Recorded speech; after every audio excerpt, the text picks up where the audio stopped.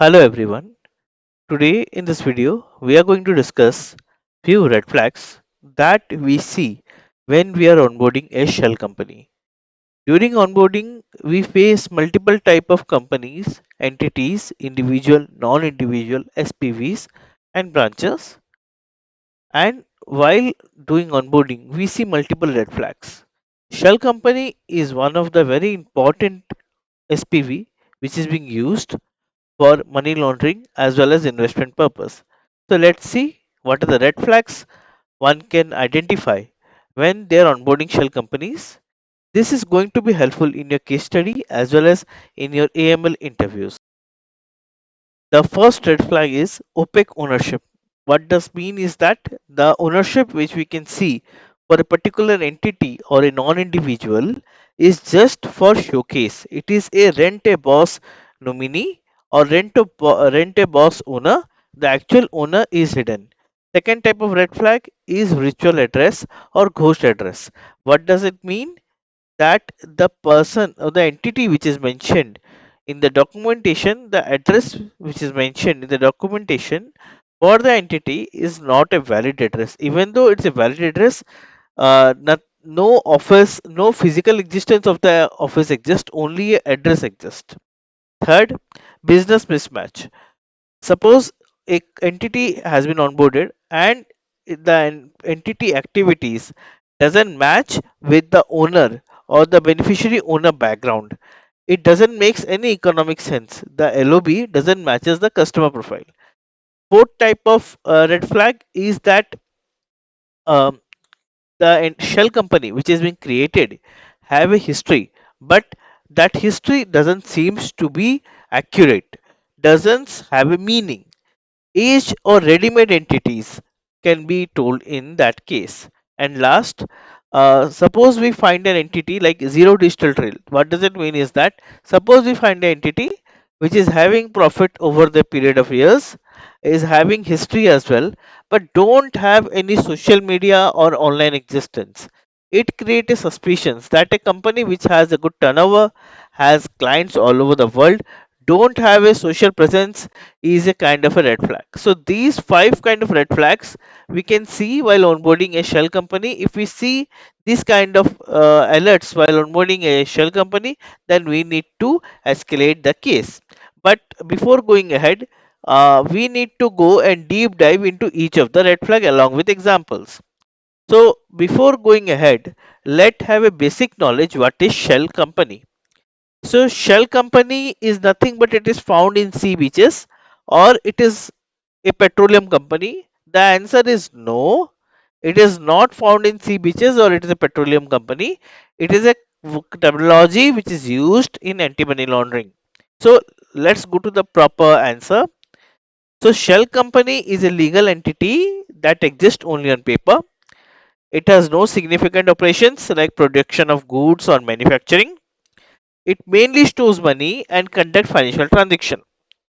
They are also called the company which has been created by a shell company can also be called as International Business Corporation, Phantom Firms, Benami Company, Mailbox Company, or Letterbox Corporations. This definition of shell company is derived from FATF. So, in short, shell company is nothing but it is first of all it is a legal entity. It is completely legal but don't have a physical existence. Now, the next question is coming, if something doesn't have a physical existence, are they legal? Will it be correct to say, is shell company legal? So, the answer is yes. Shell company are completely legal if the taxes are properly paid. And what does it mean by taxes? So, suppose if you want to open an account and want to keep real estate or hold copyright, then you have to pay certain type of taxes or certain type of fees. By opening a shell company you can do that. Suppose you want to keep your money safe from lawsuits and unstable economy, because if you know that if you keep the money in your name, people might start saying that you have earned that much of profit, have earned that much of money, you should give me a share of it. To be anonymous on the terms of money or copyright, you can use shell company. And Mostly shell companies are being opened in the location where they have low taxation laws, corporate taxation laws. So if you keep money in the places or keep money open account in the places where shell company are allowed or shell company are preferred, then you will also have to pay low taxes. We will understand this in upcoming slides. So these are the few benefits which one can get by opening a shell company. So if we want to open a shell entity, then what we should do? Suppose you have lot of money or you have some kind of copyright with you, or you are expecting a large sum of cash and you want to open a shell company, then how should you do and with whom should you connect to do it? The answer is several reputed US firms help or provide support to open shell company, and it is completely legal in few states in US. So let's go ahead and see. There are three states in US: Delaware, Nevada, and Wyoming, which have favorable corporate tax structure as well as privacy laws. So if you have large sum of money, if you have kind of copyright, if you want to hide your money legally, you don't want to showcase, even though you have money, you don't want to keep in the general banking accounts because it might public about get to know about it. So you can open accounts in Delaware, Nevada, and Wyoming. Within you, these three states are in US, and since they have favorable corporate tax structure as well as very strong privacy laws, you can open the account there and keep your money safe. Along with that, there is a place called as Hong Kong, which has a investment firm in the name of BBC Incorp. This institution is famous all over the world for creating shell companies and managing your funds. It also helps in complex managing complex regulation for your offshore expansion. Another company in the name of Tetra Consultant, which is based out of Singapore, is also a very good corporation for offering international investments, banking setup, and it is have an office over 50 locations. Another company in the name of Carly Oslan. This is one of the oldest company which handle international investment, have presence in Cayman Island as well as in British Virgin Islands. It is famous for managing complex offshore mandates and international investment. So by these companies, we can open shell accounts easily. It's not a big deal. If you have money, if you have something to be protected, you can connect any of these agencies and open shell accounts. You can just Google these names, you will get the answer. These exist. Now, can we have a few countries where we can open shell companies? And if we open an account in these countries or these places, what laws protect them? What kind of they have so that our money is protected? Let's know about it. Knowing this is very important because before going to red flags which are related with shell company, we should have a more overall idea on shell company. So let's go ahead and see. First country is Panama. Why Panama is safe for opening shell companies? The reason is they have corporate secrecy laws, bearer shares are allowed, and minimal beneficiary ownership disclosure is required. What do you mean by strong secrecy laws? Is that you don't have to share your banking information with regulatory agencies all over the world. Bearer shares are nothing but shares which represent ownership of a company. Whomso have those shares will be the owner, and who is the ultimate beneficiary owner, that disclosure is required, but you don't have to give all other informations, so via which your accounts and your money get safe. So Panama is famous for that. Next, British Virgin Islands, BVI. Now, here also the account opening process is very fast. They have no corporate tax and nominee director is available. Means you can keep a person as a shadow owner. Means the public, the government, everybody will know the person whom you have hired to be the owner, but the actual owner stays hidden. Therefore, people are preferring to open their shell companies in BVI. Next, Cayman Islands. They don't have any direct tax, they have flexible trust laws, and their banking sector is really strong. Due to which, Cayman Island is another preferential place for opening shell companies. Next, Switzerland. Switzerland has very good secrecy laws and very strong infrastructure related to trust. Trust is one of the SPVs only. It is not about banking person trust. It is related to SPV, specialized purpose vehicle.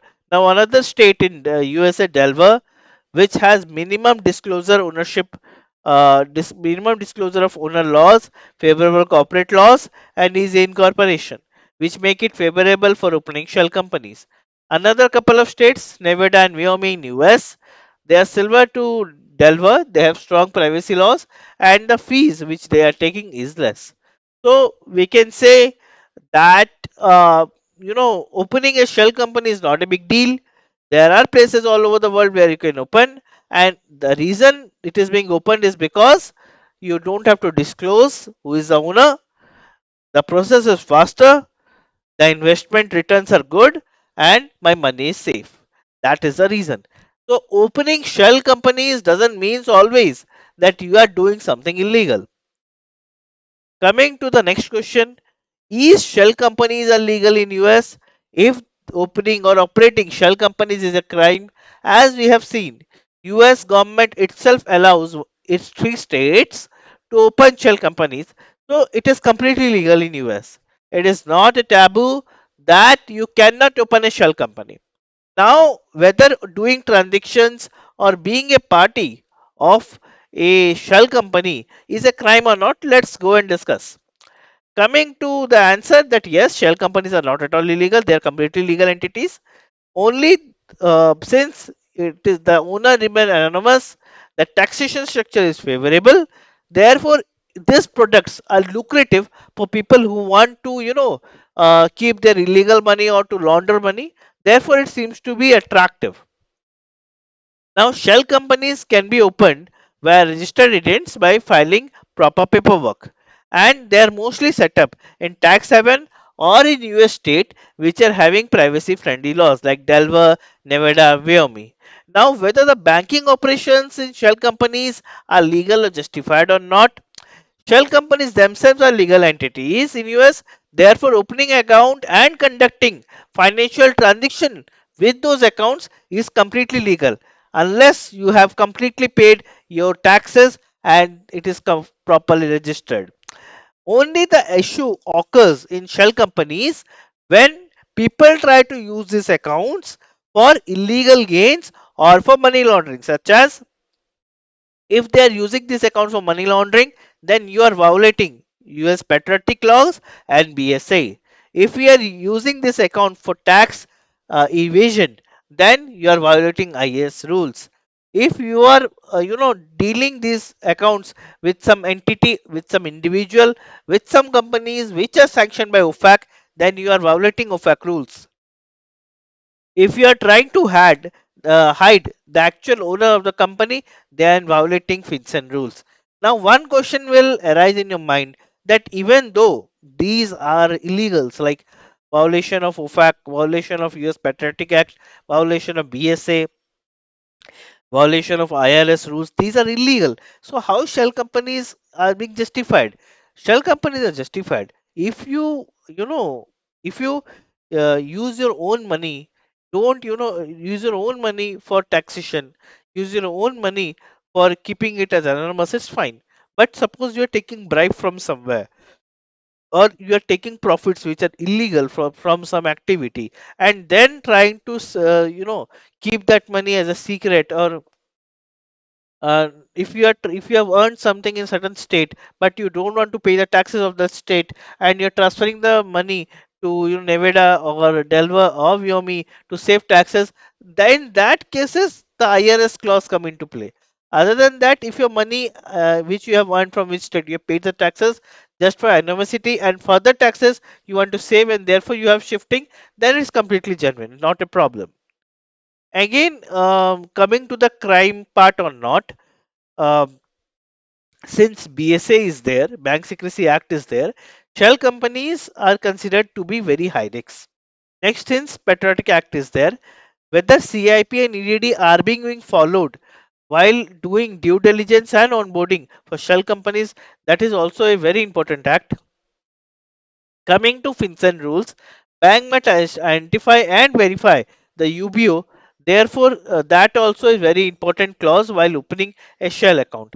Coming to CTA Act, which has been created in 2021, it requires that most of the US companies need to report or need to submit report on the UBO ownership structure they have.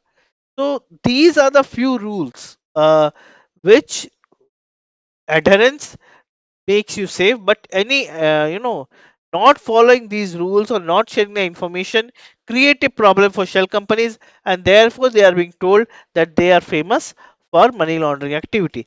Along with that, as per as FATF 40 recommendation, FATF recommendation 24, countries must maintain ownership, maintain transparency of beneficial ownership.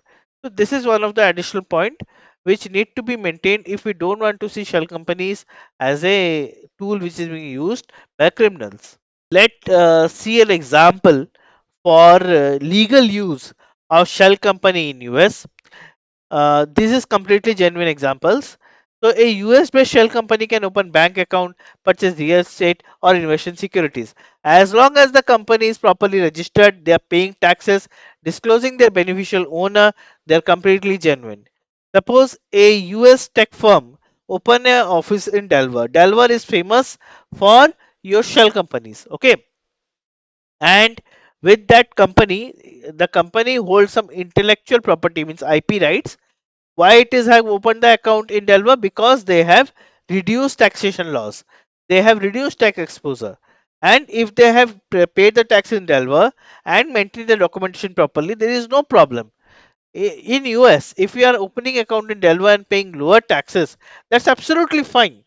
Until unless you are paying taxes and paying the documentation, it's absolutely fine. No one is going to be bothering you for money laundering activity. Now to watch the next part, or what will the illegal use, what will the case study for the shell companies, you have to wait for the next part because YouTube has a restriction of 20 to 22 minutes video. That's the reason we are creating a part 2. But also I will request to each and everyone whomsoever is interested to see the next part, please comment shell companies in the comment box, so that in the next video we can come with the shell company case study and ownership flow. Thank you.